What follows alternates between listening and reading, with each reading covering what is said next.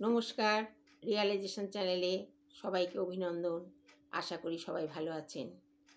আজকে প্রিয়জন চলে গেলে যে বিয়োগ ব্যথাটা আমরা অনুভব করি সেই নিয়ে কিছু বলবো। যখন আমাদের কাছের মানুষ আমাদের ছেড়ে চলে যায় তখন আমরা খুব শোকাচ্ছন্ন হয়ে পড়ি। এটা কিন্তু একটা শারীরিক মানসিক প্রক্রিয়া। কারণ প্রিয়জনের বিয়োগ ব্যথা এমন একটা শারীরিক মানসিক স্তরের জায়গা জুড়ে থাকে যেটা এড়িয়ে যাওয়া যায় না। বিশেষ করে কিছু মানুষ যেমন বাবা মা সন্তান, এরা শারীরিক এবং মানসিক স্তরের দুটো জায়গাতেই খুব ঘনভাবে অবস্থান করে। জন্মদাতা পিতামাতা, যার সঙ্গে আমাদের নারীর সম্পর্ক, আত্মিক সম্পর্ক, এমনকি যারা আমাদের পৃথিবীর আলো দেখিয়েছেন, তাদের সঙ্গে আমরা যে সম্পর্ক, যে বন্ধনে বাঁধা থাকি, সেটা ছিন্ন করা সহজে যায় না। সেটা শারীরিক এবং মানসিক স্তরে যেভাবে বসে যায়, যেভাবে অবস্থান করে, তাদের বিয়োগ ব্যথা আমাদের খুব বেশি, আমাদের মনের ওপর খুব প্রভাব পড়ে।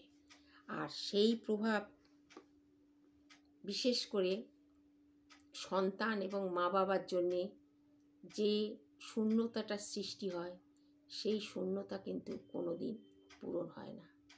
তবে কিছু কিছু ক্ষেত্রে এগুলো বয়সের সাথে সাথে সেগুলো কিছু কম কিছু বেশি দেখা যায়। যেমন অল্প বয়সে, খুব ছোট বয়সে যদি কেউ কোনো সন্তান তার বাবা মাকে হারায়, তাহলে কিন্তু তার উপরে অতটা প্রভাব পড়ে না, কারণ তার সেই সময় আবেগ তৈরি হয় না। কিন্তু পরিণত বয়সে বা যথেষ্ট বয়স হলে সেই সন্তান যদি বাবা মাকে হারায়, তাদের ওপরও প্রভাব বেশি পড়ে না। তার কারণ তাদের বুঝবার ক্ষমতাটা তৈরি হয়।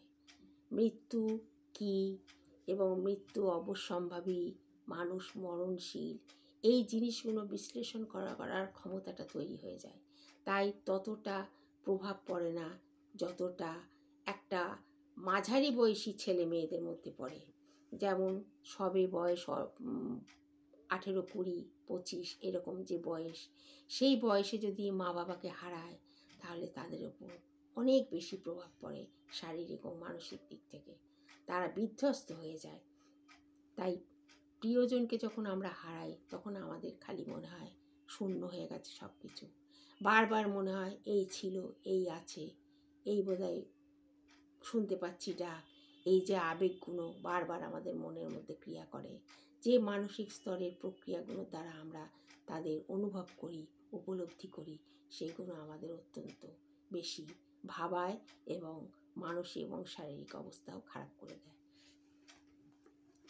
কিন্তু একটা কথা আমি বলি, যে আমরা যদি মনে করি, আমরা যদি ভাবি আমাদের প্রিয়জন তো আমাদের ছেড়ে যায়নি, তারা আমাদের সাথেই আছে।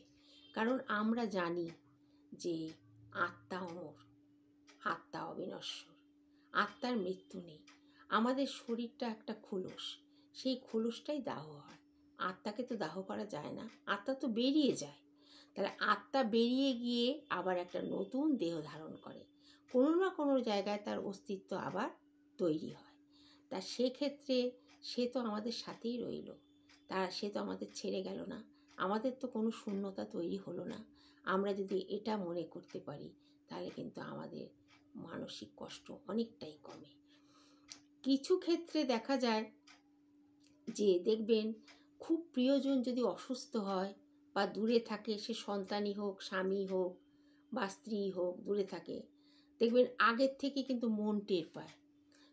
কোনো মায়ের সন্তান ধরুন বিদেশে আছে, সে হয়তো সেখানে অসুস্থ হয়ে পড়েছে, মা কিন্তু এখান থেকে বুঝতে পারছে, কারণ সন্তান মায়ের পরম প্রিয় জিনিস। তাই তার শারীরিক এবং মানসিক স্তরে যে অনুভব শক্তিটা থাকে, সেই অনুভব শক্তি থেকে কিন্তু আগে থেকে সে জানতে পারে যে সে অসুস্থ। এই যে আমাদের একটা মনের প্রক্রিয়া, এই যে শরীরের যে প্রক্রিয়া, সেই প্রক্রিয়াগুলো কিন্তু আমাদের একটা বন্ধনে বাঁধা থাকে। সেই বন্ধন কিন্তু আমরা ছিন্ন করতে পারি না। আমাদের তো আত্মীয় স্বজন তো অনেকেই থাকে, বন্ধু বান্ধব আত্মীয় স্বজন কত থাকে, কিন্তু তাদের মৃত্যুতে কি আমরা এতটা স্পর্শকাতর হই না যতটা হই আমাদের প্রিয়জনের বিয়োগ ব্যথায়, তাই না? তাই সেই বিয়োগ ব্যথাগুলোকে যদি আমরা মনটাকে শক্ত করে, যদিও একটু বয়স হলে আমাদের বোঝবার ক্ষমতা হয়, আমাদের বিশ্লেষণ করার ক্ষমতা হয় যে মৃত্যু অবশ্যম্ভাবী এবং মৃত্যুই সত্য, এই জিনিসটাকে যদি আমরা, যখন আমাদের বিশ্লেষণ করার ক্ষমতা হয়ে যায়, তখন কিন্তু আমাদের কষ্টটা অনেকটাই কম হয়। যদিও প্রিয়জনের বিয়োগ ব্যথা কষ্ট সব সময়ই থেকে থাকে। তাই শেষে একটা কবিতা বলি ছোট্ট, সেই কবিতাটা হচ্ছে দেহ ছাড়া, সেই কবিতাটা হচ্ছে প্রাণ ছাড়া দেহ রাখবো না ঘরে, প্রাণ ছাড়া দেহ রাখবো না ঘরে, দুর্গন্ধ বেরোবে বাহির করো তারে, প্রিয়জন দাহ করে অবয়বটিকে, গুণীজন জানে সে প্রাণ আছে চারিদিকে, দেহ ছাই হলো মাটি জন্মালো ফসল, সবেতেই মিশে আছে প্রাণের স্পন্দন। তাই নাকি? আজকে যে দেহটা আমাদের ছাই হচ্ছে, সেটা মাটি হচ্ছে, তাতে আবার ফসল ফলছে, সেই ফসল কিন্তু আমরা খাচ্ছি, তাহলে আমাদের দেহের সঙ্গেই মিশে আছে। আমাদের যে প্রিয়জন সে আমাদের সঙ্গেই মিশে আছে, তাকে কিন্তু আমরা ছাড়িনি, বা সেও কিন্তু আমাদের ছাড়েনি। তাই প্রিয়জনের বিয়োগ ব্যথা যদি সত্যি হয়, তাহলে এইগুলো যদি আমরা মনে করি, তাহলে আমাদের বিয়োগ ব্যথাটা অনেকটাই কমবে, তাই না? নমস্কার।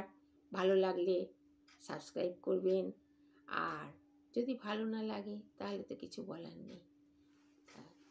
আজকে এখানেই রাখলাম, সবাইকে অভিনন্দন জানাই।